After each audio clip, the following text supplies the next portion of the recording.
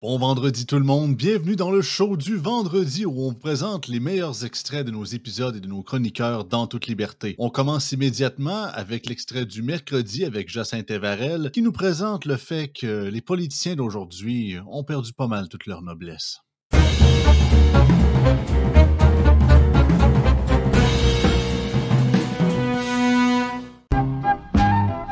On est rendu, comme à bien des places, comme tu l'as dit, avec des gens à la barre qui étaient un petit peu trop incompétents. On est rendu, malheureusement, on n'est plus rendu aux petites solutions de remède de grand-mère. On est vraiment rendu au remède de cheval. Autant que je suis pas un expert en immigration, mais de ce que je vois, autant que je comprends que pour ce qui est travailleurs étrangers puis travailleurs saisonniers, je laisserais ça comme c'est là. De toute façon, ça va quand même très bien. Même j'allégerais les difficultés pour pouvoir en amener, parce qu'il y en a plusieurs, c'est vraiment du monde travaillant, puis c'est aucunement des immigrants, je pense, en très, très grande majorité qui nous font défaut. Par contre, là, c'est mon mini côté zémourien qui sortirait, ben, shut it down.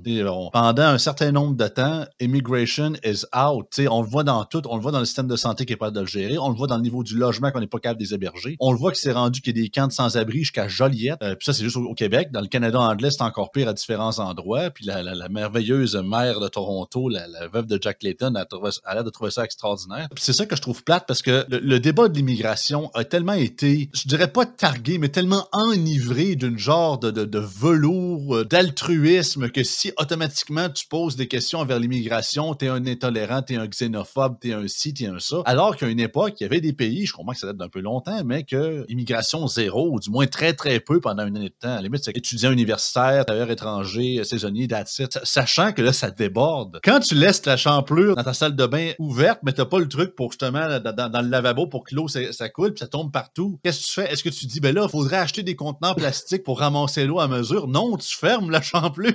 Avant toute chose, c'est la première étape. Non, mais tu pourrais construire une deuxième salle de bain pour s'assurer que finalement, ouais, un autre lavabo en dessous du premier lavabo, c'est juste pour récupérer l'eau. Mais c'est un peu ça, j'ai l'impression qu'on prend le problème à l'envers. Puis écoutez, je comprends qu'on parle de vie humaine ici, là. On parle pas de transport de marchandises ou quoi que ce soit, je suis tout à fait conscient de ça. Mais j'ai l'impression que c'est comme le gros éléphant dans la pièce de se dire, pourquoi pas penser à ça? Du moins pendant un certain temps. C'est pas éternel. On aura toujours besoin d'immigration. C'est pas vouloir devenir isolationniste puis revenir au Japon de la période Edo puis qu'à part quelques marchands hollandais, on parle pas à personne. Non, c'est pas ça. Mais j'ai l'impression que autant j'irais pas, je ferais pas un genre de Bob Côté ou un Éric Zemmour de moi-même en disant que tout est la faute des méchants immigrants. Là. Non, on a des problèmes plus complexes au Québec. On voit que c'est très structurel puis c'est pas une question d'argent. Par contre, ce qui met encore plus la pression sur nos systèmes déjà défaillants, c'est cette immigration massive-là qu'on n'a pas 100% des pouvoirs. Oui, bien, c'est comme si les politiciens ou la politique a perdu toute sa noblesse. Puis quand je dis la noblesse, je fais référence à ce sens du devoir, ce sens de mener la population, mener ton État vers quelque chose de plus grand, de plus fort, de plus juste. Et si t'es élu, tu dois contribuer à amener l'État vers quelque chose de mieux. C'est cette noblesse-là à laquelle je fais référence. On a plus l'impression qu'on a des politiciens qui sont dans des rôles transactionnels. Alors, on transige des décisions, on transige des portefeuilles, toujours à courte vue dans des objectifs très électoralistes. On est dans la politique du paraître. Paraître. Absolument. Donc, ce n'est que ça. Remets des grands politiciens qui ont fait de la politique avec hauteur, avec droiture, avec grandeur, avec vision, dans un esprit aussi de collaboration. Puis c'est un peu, tu sais, c'est le sujet d'aujourd'hui, hein. Quand je parle des relations intergouvernementales qui vont pas bien entre Ottawa puis Québec, c'est lié directement aux gens, aux personnes qui sont en place, aux détenteurs de postes. Les ministres provinciaux du Québec, les ministres fédéraux d'Ottawa n'exercent pas leur fonction avec cet impératif-là de travailler en collaboration, en concertation, se faire un devoir d'avancer puis de travailler ensemble. Vous avez été élus, nous avons été élus, on doit travailler ensemble, on doit trouver des solutions, on doit faire progresser respectivement nos juridictions. Je sens pas cette hauteur-là dans leur devoir. Donc, tant qu'on n'aura pas ça, on va piétiner dans des chicanes comme ça, de bas étages. Il n'y a pas de vision à long terme, hein, Jacinthe? On le dit depuis tout le temps, mais sommes-nous surpris surpris, sachant d'un gouvernement caquiste qui gère à petite semaine depuis quasiment son arrivée au pouvoir en 2018, tu sais, qu'ils sont pas capables d'avoir plus d'une vision au long terme de plus d'un mois ou presque. Tu sais, c'est tant aux 1-2 semaines maximum, tout dépendant de ce que les chroniqueurs et les journaux vont nous sortir. Puis, ben, le vrai courage politique, là, le vrai courage. Le courage en politique, c'est pas faire des décisions antidémocratiques que la population veuille pas. C'est de vouloir avoir justement une vision. Quand tu rentres en politique, c'est je veux faire ça, voici comment je vais le faire. Et tu essaies de convaincre la population. Mais par contre, tu as l'humilité que quand, même si tu as une vision puis tu y crois, si le monde ne veut pas embarquer, le vrai courage, c'est aussi de dire parfait. Je vous ai entendu, je trouve ça plate, j'aurais aimé ça beaucoup faire ça, mais Vox Populi, Vox Dei, vous en voulez pas, that's it, that's out. Pas, mais là, il faut être courageux, puis des fois, il faut prendre des décisions qui sont pas populaires, mais qui peuvent être les bonnes. Benoît Marchand, en passant, qui a dit ça, quasiment mot pour mot, là, je paraphrase à peine. On poursuit avec le docteur Karim El Ayoubi, qui nous présente le fait que Québec veut empêcher les médecins de faire du va-et-vient entre le public et le privé afin de faire davantage de chirurgie. Regardons maintenant cet article intitulé « Vers un frein au va-et-vient » de Tommy Chouinard, ça sonne bien, journaliste très renommé de la presse. Ouais, c'est pas le pire, faut le dire. Faut le dire, c'est-à-dire que c'est un journaliste qui est très crédible. Québec a l'intention de freiner l'essor de la médecine à 2 vitesses. Ah oui, bon, OK. Ouais, comme ça serait pas déjà le cas. Il envisage de resserrer les règles permettant aux médecins de faire le va-et-vient entre le régime public et le privé, où des patients sont prêts à payer des milliers de dollars pour se faire opérer et éviter les listes d'attente. OK. Mais pourquoi ose-t-il payer des milliers de dollars dans une province où c'est que le 3/4 des ménages gagnent moins de 30 000 $ par année? C'est la question à se poser. C'est vraiment la question à se poser. C'est-à-dire qu'on veut freiner ça. Mais est-ce que le gouvernement, à l'heure actuelle, a calculé les coûts et les bénéfices de freiner ça? Si vous le freinez, oui, non, mais c'est important. Tout, ils ne voient pas plus loin que le bout de leur nez. Penses-tu qu'on pensait à ça? Non, au Québec, c'est qu'on guérit au lieu de prévenir. Tout à fait. Et je répète la dernière phrase ici, où des patients sont prêts à payer des milliers de dollars pour se faire opérer et éviter des listes d'attente. Mais est-ce que ça se peut qu'il y ait des gens qui considèrent que de payer quelques milliers de dollars pour se faire opérer, ils ont un gain de productivité, un gain de jouissance de la vie? Est-ce que ça, c'est possible? Pourquoi vous voulez empêcher ces gens-là de le faire? Mettons qu'on m'amène un modèle vraiment concret, précis, qui me dit, si on empêche ça, on a un réseau public extraordinaire qui fait en sorte que tous ces gens-là n'auront pas à aller au privé, ne payeront pas au privé, vont pouvoir jouir de la vie, avoir des soins de santé dans des délais raisonnables. J'achète la proposition, mais ça fait 40 ans que vous essayez et que vous n'y arrivez pas. Vous arrivez avec cette dernière phrase où des patients sont prêts à payer des milliers de dollars pour se faire opérer et éviter des listes d'attente. Ces patients-là, pourquoi ils le font? Ça peut être quelqu'un de 72 ans qui le fait parce qu'il sait que son espérance de vie est autour de 80. Puis lui, les 8 dernières années de sa vie, il considère que d'investir dans sa santé, ça en vaut la peine parce qu'il veut jouir de la vie. À partir de ce moment-là, si vous interdisez la pratique mixte ou si vous la rendez tellement compliquée, comment vous allez récupérer dans le réseau public ce gain de productivité de 2 à 2 fois plus important que vous avez au sein des plateaux techniques privés? Comment vous allez faire ça? C'est là que Christian Dubé se doit de me répondre, honnêtement. Puis là, je commence à être tanné de tout ça. À un moment donné, là, c'est bien correct là, de tourner autour du pot puis d'avoir un ministre de la Santé que tout le monde adore. Puis moi, j'ai passé à peu près là, 1 an à pas le critiquer puis à être bon joueur. Mais là, c'est assez. On continue là-dessus. Là, puis je suis pas de bonne humeur. Karim is angry. Dans les 10 derniers mois, 137 médecins ont quitté temporairement le régime public plus d'1 fois pour aller travailler dans le privé. Oh, quelle catastrophe. C'est le double d'il y a 5 ans. On se demande pourquoi. Le phénomène est en hausse de 10% par rapport à l'année de 2022-2023. OK, il y a une hausse. On comprend qu'il y a une hausse. Mais ça demeure relativement marginal et on va y arriver à la fin de l'article. Oui. Ça demeure quand même 3,7%. Je veux dire, c'est ultra marginal par rapport au nombre de médecins qui sont dans le réseau public. Mais quand même, OK, il y a une hausse, il y a une forme de tendance, c'est correct. OK, on peut se poser la question, est-ce que la réponse est plutôt que le réseau public ne répond pas à la demande? Ou c'est le fait que tu as des gens de docteurs qui veulent absolument avoir, c'est l'appât du gain? Moi, je peux vous le dire, personnellement, je suis dans le réseau public à l'heure actuelle. Je sais très bien combien ça me rapporterait dans le réseau privé. Ce serait pas plus que dans le réseau public, là. De dire que le réseau privé est ultimement plus payant que le réseau public pour les médecins, c'est faux de façon générale. Moi,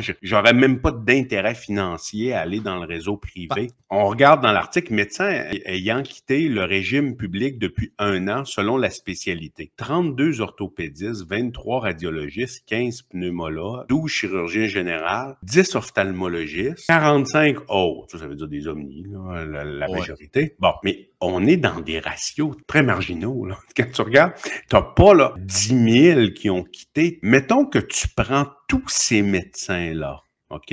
Ce qui regroupe, là, quand on le voit dans l'article un peu plus bas, autour de 3,7 %. Vous imaginez-vous vraiment que de rapatrier ces médecins-là dans le réseau public, soudainement, vous allez avoir un réseau public ultra performant? Et là, on va se comparer aux Pays-Bas, à l'Allemagne, à la Suisse. Non, ça arrivera juste pas. On est dans une inversion du réel ici. Non, puis c'est plus une genre de réaction de culte. Là. Ah, comment ça, vous osez quitter le paradis? Mais non, c'est impossible. Tout le monde aime le paradis. Révision des règles. Les règles actuelles favorisent le va-et-vient entre le public et le privé. Faux. Les règles actuelles restreignent le va-et-vient. Parce qu'à l'heure actuelle, avec les règles, il faut que tu remplisses une paperasse. Je sais très bien c'est quoi cette paperasse-là. Il faut que tu la remplisses. Juste le fait de la remplir, là, c'est très tannant. Et il faut que tu l'envoies, il faut que tu attendes 30 jours pour pouvoir switcher. Et lorsque tu veux revenir au public, il faut que tu remplisses la même paperasse, tu attends 8 jours. Donc, tu as des délais qui restreignent. Contrairement Suisse, Pays-Bas, Allemagne, Norvège, Australie, qui sont des systèmes qui performent beaucoup plus que les nôtres et qui n'ont pas ça du tout. Il n'y a pas d'interdiction de la pratique mixte. Il y a des modèles beaucoup plus performants qui existent. Il faudrait peut-être se poser la question, est-ce que notre modèle se doit de persister? Mon cher feeling, Karim, puis tu le sais plus que moi, c'est qu'il va s'effondrer avant de persister.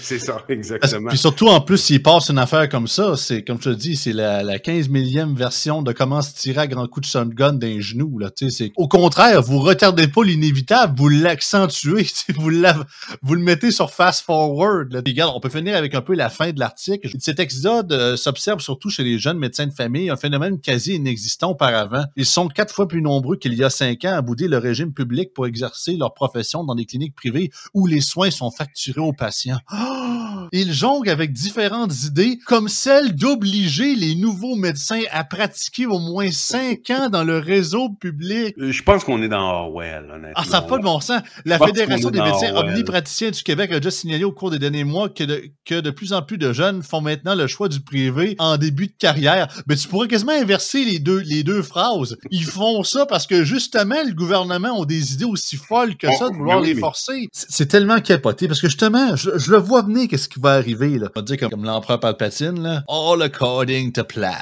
Là, ça va être, OK, on enlève les agences de placement privées pour les infirmières. On réduit, justement, on met ça à 180 jours, peut-être même plus, les médecins, le va-et-vient entre le public et le privé. On les oblige à faire au moins 5 ans dans le public avant de starter. Le système va s'effondrer, là. Je suis désolé, mais moi qui serais un jeune médecin qui voit ces nouvelles politiques-là, puis je suis en processus de faire mon doctorat puis d'être gradué, à seconde que je gradue, je sac mon camp de la province. Je vais aller soit dans une autre province canadienne où c'est qu'il n'y a pas ça, ou à la limite, je vais aller faire ça dans un autre pays. C'est même pas une question d'argent, c'est une question de productivité. Je vais-tu vraiment passer mes journées comme moi, médecin, j'ai fait 12 ans d'études pour remplir des cristis de rapports? Non, je vais aller soigner le monde. T'sais, c'est comme si tu t'en vas dans l'armée pour servir ton pays puis que le 3/4 du temps, on te demande de remplir des sacs de sable. Quand est-ce que je vais le voir, le front? Quand est-ce que je vais affronter l'ennemi? Ah non, on a besoin de sacs de sable. Je dis pas que c'est pas important, les sacs de sable, mais à un moment donné, il n'y a pas juste ça non plus, là. C'est quand même une belle comparaison, non? J'aime bien. C'est un peu ça. On continue avec un extrait de mardi avec notre chroniqueur José Soucy, avec qui j'ai une pas pire discussion sur l'avenir du Québec et l'indépendance. Je ne veux pas revenir dans le passé. Au référendum de 95, écoute, moi, j'avais 16 ou 17 ans à ce moment-là. Non, 16 ans. OK, toi, t'avais quoi? T'avais 3 ans, 2 ans? 1 an. 1 an. Bon, ça me rajeunit pas. Ouais, Ceci étant... Je l'ai vécu dans le berceau, le référendum, pour être bien. Mais ceci étant, 60% des Québécois francophones ont voté oui. Et tu sais que l'immigration, ils l'ont fait rentrer à pleine perche, justement pour empêcher le référendum de passer. Tu sais, je veux dire, on se l'est fait voler. Je sais que le monde n'aime pas entendre ça, mais si tu analyses la situation de l'époque, c'est clair qu'on se l'est fait voler. Il va falloir un jour, je pense, il va falloir qu'on le règle, qu'on pose la question. Il va falloir qu'on ait un dernier rendez-vous. Je sais pas quelle forme que ça va prendre. Bien entendu, c'est l'indépendantisme qui parle. Vous n'êtes pas obligé d'être d'accord, surtout pas avec Joey. Ben toi, Joey, t'es indépendantiste. Ouais, mais c'est ça. On espère plus un rendez-vous doux à la Jerry Boulet, si possible. Parce que là, personnellement, le rendez-vous PSPP forcé, m'a dit comme Karim El Ayoumi, c'est pas des souverainistes, c'est des référendistes. C'est le principe classique. Là. Je l'ai déjà dit avec Karim, puis je vais te le dire avec toi, José. Avant de vouloir changer le monde, commence par faire ton lit le matin. Avant de vouloir d'être indépendant puis dire que t'es capable de te gérer toi-même, commence par unfucker puis à régler tes propres problèmes sur ton terrain avec ce que tu peux. Je comprends, il y a une partie qui relève du fédéral par rapport à l'immigration, tu peux pas y régler tout seul. Fine, ok, t'as de l'argumentation. Mais dans les compétences qui sont les siennes, l'éducation, la santé, l'économie, la liberté des citoyens, commence par régler ça. Après ça, on se rejasera. Ouais, autant que moi, je suis souverainiste, bien évidemment, puis je veux l'indépendance du Québec, mais je me dis, le rêve du on déplogue, puis les chants des cigales vont commencer, puis ça va être merveilleux, puis les lendemains de rêve vont commencer au lendemain. Ça sera pas ça. Au contraire. Puis j'ai l'impression que le forcer, alors que selon moi, on n'est pas prêt, autant au niveau de la mentalité démocratique, puis le respect des droits individuels de la population, en plus de notre niveau économique, en plus de notre niveau, de notre gouvernement en général, puis notre discrimination par rapport à la liberté comme valeur en soi, le peu de contre-pouvoir que l'État québécois centralisateur, qui veut tout le temps tout réglementer, tout régler, puis gérer nos vies, ben, le peu de contre-pouvoir qui reste, qui sont le fédéral ou les tribunaux de la Cour suprême ou whatever, qui les empêchent de faire ce qu'ils veulent, ben, on dirait que c'est plus pour libérer l'État que libérer les citoyens du Québec. Moi, c'est pas ma perception. Je comprends ce que tu veux dire, mais je comprends très bien le discours qu'entretient Yann et Frank et ces gens-là.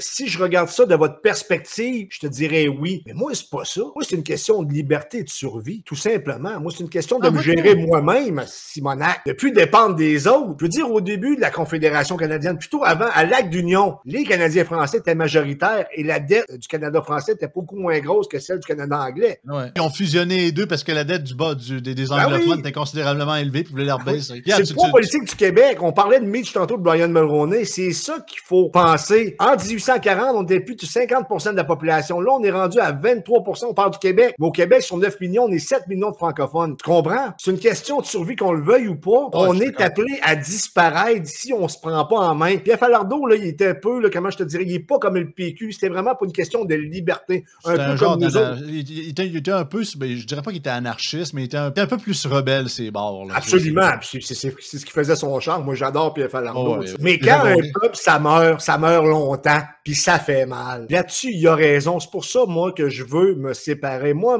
mon cœur, comme je l'ai déjà dit, est français et je veux que le rameau français persiste en Amérique du Nord. Mais ça, c'est moins. OK? Tandis que de l'autre bord, les gens qui sont nationalistes peut-être un peu, mais pas séparatistes, j'aimerais leur poser la question suivante. Est-ce que ça vous dérange, vous, un jour, de juste parler anglais ou que votre culture et votre identité disparaissent? Je veux pas apeurer la population, mais regarde ce qui se passe à Montréal. T'as juste allé même au Nouveau-Brunswick, là, c'est pas loin de Rivière-du-Loup, d'où je viens, là, dans le coin d'Edmundston, puis des gens que je connais qui viennent d'Edmundston me disent que le français le recule aussi. Plus que ça va aller, plus que ça va reculer. Maintenant, je suis pas pour mettre des lois et de la contrainte. Par le principe de fierté et d'amour pour ce qu'on est, on serait en mesure de faire l'indépendance. Et non pas pour des histoires de compétences fédérales, provinciales. C'est pour la liberté en tant que telle. Où ce que je te rejoins, par contre, c'est que le PQ, pendant la crise covidienne, ne m'a pas défendu, moi qui n'étais pas vacciné.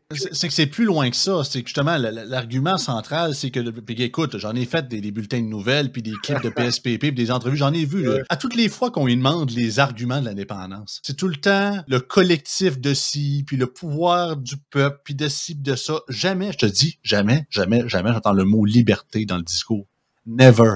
Sauf pour dire que l'État québécois, et non pas les citoyens, l'État québécois va être plus libre de faire ce qu'il veut. Mais contrairement aux péquistes puis aux bloquistes, je suis capable de séparer. L'État, c'est pas les Québécois. Je suis désolé, mais sortez-vous ça de la tête, calvaire, c'est votre pire défaut. L'État du Québec, le gouvernement du Québec ne sont pas les Québécois. Au contraire, c'est son pire ennemi, calvaire. Et une très grande majorité de ceux qui voteraient non au prochain référendum ne sont pas des fédéralistes purs et durs, tripeux de la reine, c'est rendu leur Roy puis des Rocheuses. C'est qu'ils se disent carrément que déjà que j'ai l'impression que cet État-là, toujours plus centralisateur, la méthode Ginette Renault, hein, toujours plus haut, toujours plus loin, toujours plus État, toujours plus de fonctionnaires. À toutes les solutions, c'est tout le temps la coercition, c'est jamais la décentralisation, c'est jamais de vouloir donner plus de liberté aux gens, c'est toujours plus de règles, tout de ci, de ça. Ben, ils me disent, ben, c'est drôle, j'aime mieux être dans un Canada que des places comme l'Alberta, où c'est que c'est tous les organismes qui ont fait les recours collectifs pour justement les mesures sanitaires puis le combat de la liberté. Ceux qui apprécient encore la liberté comme valeur fondamentale, ben, j'aime bien mieux rester dans un Canada imparfait, puis qu'il y a encore des gens qui sont pour liberté dans ce pays-là, que de me retrouver tout seul, oui, libre, dans un pays Québec indépendant, mais tout seul avec mon agresseur, entre guillemets, là, tu sais. Si je peux résumer mon argument, c'est qu'il y a beaucoup trop de gens au Québec qui trossent pas le gouvernement québécois. Ah, mais ton encore moins la classe politique, tu sais. Joey, je suis 100% d'accord avec ce que tu avances. En contrepartie, ça, je l'ai écrit et je le dis là, je te l'ai déjà dit, si le PQ veut faire l'indépendance du Québec, il devra se tourner plus vers la droite, c'est-à-dire se recentrer rapidement. Le PQ doit absolument se recentrer.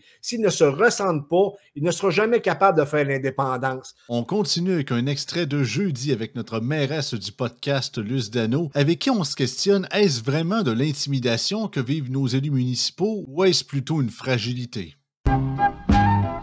Article de Radio-Canada, éprouvé, le maire des Éboulements quitte le navire municipal. Et de ce qu'on comprend, il y a un peu encore d'histoire d'intimidation, entre guillemets, mais c'est majoritairement de ce que je comprends. Tu sais, le maire, ça fait 10 ans qu'il est élu municipal. Je pense qu'il a vraiment le temps de prendre sa retraite de son côté. Et de ce qu'on peut voir dans certaines de ses déclarations par rapport à certains citoyens, là, c'est vrai que certains citoyens ont été un peu trop loin reliés à ça. On parle ici, par exemple, qu'un citoyen, il a proposé d'aller chez lui pour lui faire connaître le gros bon sens. On lui a reproché de pas connaître les enjeux parce qu'il n'est pas de la région. Quand tu viens d'arriver, il y a peut-être un peu ça, mais après 10 ans, je veux dire qu'il y a encore ça. Par contre, critiquer l'élu ou le maire en question parce qu'il gagne trop d'argent, mais ça, c'est pas de l'intimidation. Je pense que c'est légitime. Là. Personnellement, c'est ça. Le salaire des élus est aussi primordial. Question, sachant que c'est des citoyens qui payent ces salaires-là. Mais c'est ça. On dirait que la ligne est mince entre tout ce qui peut être catégorisé d'intimidation ou d'harcèlement.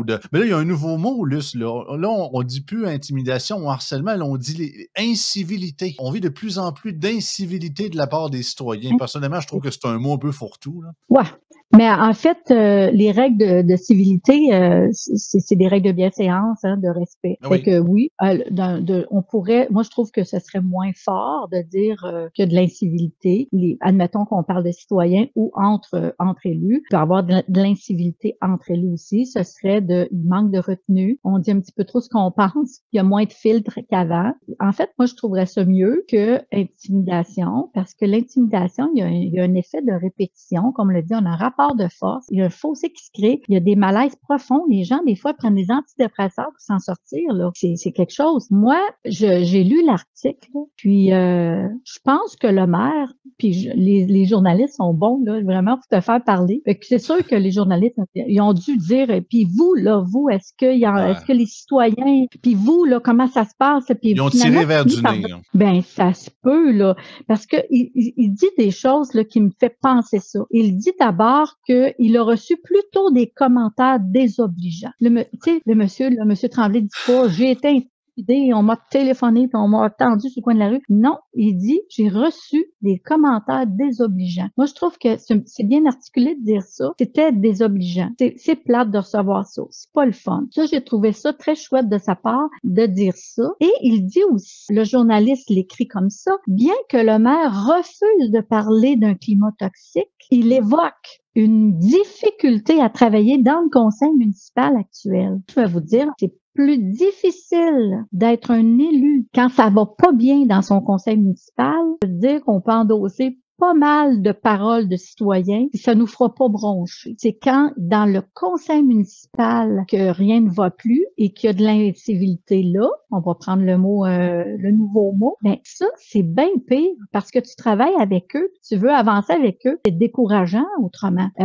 Faut être fait fort. Je comprends. Le terme incivilité a une définition en soi, mais de la manière que je le vois utilisé par certains élus qui quittent récemment, j'ai fait un bulletin de nouvelles, je pense que la semaine dernière ou la semaine d'avant, sur une jeune mairesse qui quittait, puis elle demandait quasiment un genre de soutien davantage aux élus, puis d'apprendre aux citoyens pas servir d'incivilité. Mais on dit qu'ils se servent de ce terme-là dans leur tête à eux pour dire que tu vas voir le conseil municipal où tu t'en vas te plaindre à l'hôtel de ville ou dans une période de questions pour telle chose. On dirait qu'il faudrait jamais qu'il y ait naturel. C'est comme, je pose ma question, j'en dis pas plus, même si je t'en joie le vert. Non, faut pas qu'il y ait un mot d'écart qui soit dit. Parce que oui, tu sais, la vie, c'est la vie. Surtout en plus qu'on dit que le municipal, c'est le palier de gouvernement qui est le plus proche des citoyens. Mais ça se peut qu'à un moment donné, oui, on souhaite tous que nos échanges soient respectueux et qu'on n'aille pas dans les attaques personnelles, puis massis, puis même va donc chier ou peu importe. Mais c'est sûr qu'à un moment donné, quand il y a un enjeu qui touche un citoyen en particulier, puis ça le frustre ou qu'il y a une situation désagréable pour telle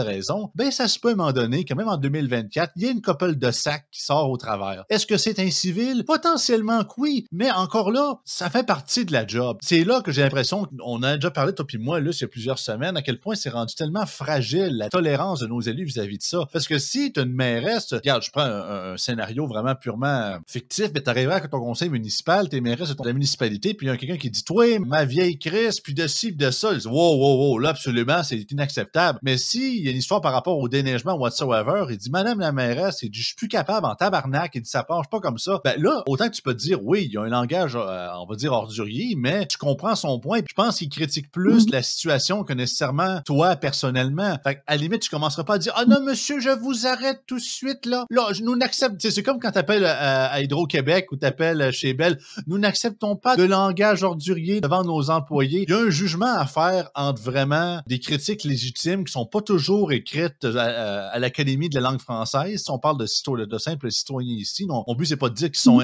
pas intelligents, mais disons que c'est ça. Tu t'en as de toutes les sortes, puis il y en a qui s'expriment mieux, il y en a qui s'expriment plus mal. Mais de commencer à dire que là, tout devrait être sanitarisé, on va prendre un mot populaire des dernières années, les échanges devraient être tous neutres, sanitarisés, et à la limite tout en gris, que là, il n'y a plus aucun mot de travers et on se parle tous dans la joie et dans le bonheur. C'est souhaitable, mais automatiquement, la vie est ainsi faite que ça arrivera pas à un moment donné. Il y a des problèmes qui vont arriver, puis il y a des gens qui vont venir se plaindre, puis certains peut-être plus animés que d'autres, mais encore là, il y a une différence. Je pense qu'il y a une ligne qui doit être mise en, comme je l'ai dit, les attaques personnelles, vraiment le langage sévère et uniquement la critique reliée à ça, finalement. Et on termine comme à chaque vendredi avec Sensei Pascal, avec qui je vous donne un petit amuse-gueule de la présentation de première partie qui nous présente comment découvrir la Californie à petit prix. Je suis en train de préparer une belle excursion dans l'Ouest américain pour cet été. C'était pas supposé d'être ça, ma destination voyage, mais je suis rendu avec une super belle partner d'aventure. Donc, c'est un coin du monde qu'elle n'a pas vu. Fait qu'on s'en va partager ça ensemble cet été. Ben hâte de faire cette aventure-là. Fait que ça me replonge dans la planification. Fait que c'est l'idée du podcast de ce matin. Mais ça me ramène aussi dans tu sais, ma planification de voyage, là, gang, avec l'expérience que j'ai pour la Californie, ça m'a pris littéralement une soirée. Pas plus, pas moins. Puis ce qui est le fun là-dedans, c'est que dans la façon que je vais vous proposer de voyager, ça va vraiment vous enlever du stress de préparation. On fait comme, faut que j'amène ci, j'amène ça. Tu as tellement besoin de moins que tu penses. Tout ce que j'ai à faire, c'est de réserver un billet d'avion puis de réserver une voiture. Puis c'est fait. Tout ce que vous avez à faire avant, moi, je trouve que c'est quasiment la partie, peut-être pas la plus fun par rapport au voyage, mais quasiment. C'est la préparation du voyage. Fait que dépendant de la destination, moi, je pense que les stratégies que je vais vous proposer dans un milieu comme l'Amérique du Nord, comme l'Europe, ça peut super bien s'appliquer. Pour d'autres destinations un peu plus exotiques, il faut un peu plus de préparation. Vous allez voir pourquoi. Moi, ce que je vous propose, c'est un road trip. Donc, quand je vais faire un endroit comme la Californie qui regorge de beauté, puis de beauté avec un S, que ça soit autant naturel que urbaine, que des attractions, ça se découvre du nord au sud, de l'est à l'ouest, en voiture comme hyper bien. Tu te fais un itinéraire, ça te permet de découvrir des endroits extraordinaires où même la route est le fun à faire. Donc, à ce moment-là, ce que tu as à faire, c'est de te louer, comme je t'ai dit, c'est de louer une voiture. À partir de ton point A au point B, il faut que tu fasses ton itinéraire au départ. Ta lecture va t'emmener à faire ton itinéraire et voici ce que je vous propose. Moi, j'adore la collection de livres Voir pour le voyage. Quand j'ai une destination, là, c'est mon premier trip. J'ai décidé d'aller en Thaïlande ou j'ai décidé d'aller en Égypte. C'est mon gros fun d'aller à la librairie, d'aller dans la section voyage. J'ai dit librairie, pas en 1927, mais les livres manuscrits, ça a encore son charme, ça a encore son odeur, ça a encore son fun de dire je peux en vendre un Christie d'écran. C'est un livre qui a été bien détaillé, qui a des beaux chapitres sur, par exemple, l'historique de l'endroit où vous allez, le contexte social politique, les règles de sécurité, c'est un des chapitres que je lis en premier. Par exemple, quand je suis en train de planifier mon voyage au Japon, ou même quand la première fois que je suis allé en Californie, je veux savoir quel quartier de LA faut pas aller, ou quel quartier tu devrais peut-être éviter. Tu sais, ça te tente pas de faire le touriste entre deux gangs qui se tirent d'un bord puis de l'autre de la rue. Fait que c'est genre juste le petit truc là que si tu sais, t'es moins con. Parce que quand vous êtes touriste, gang, vous êtes hyper vulnérable, vous n'êtes pas chez vous. Et vous devriez pas vous comporter comme si vous êtes chez vous, wink wink.